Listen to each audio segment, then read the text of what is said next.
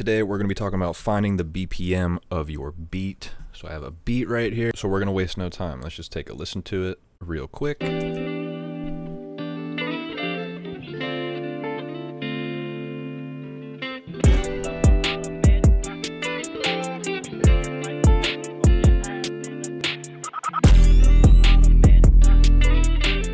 Okay, what are some things that we notice? First of all, we notice that there's a section with no drum, and then it goes into a section where there's drums, but there's no bass. And then there's a section where it's the full beat, right? And we can see that by looking at the transients. Look at this. We zoom in a little bit, you can see that a kick comes in, right? Let's just cut it. Let's cut that off. Now let's take a listen.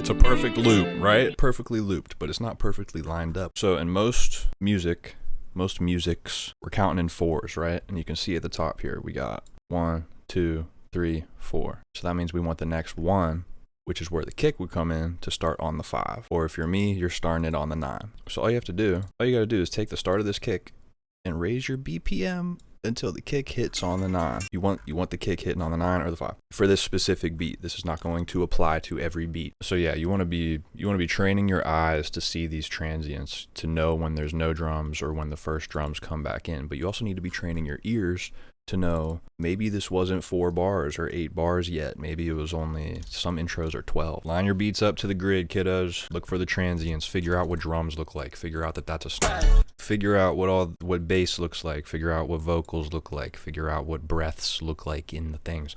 Because you're going to need to know what all of that is on the fly while you're recording.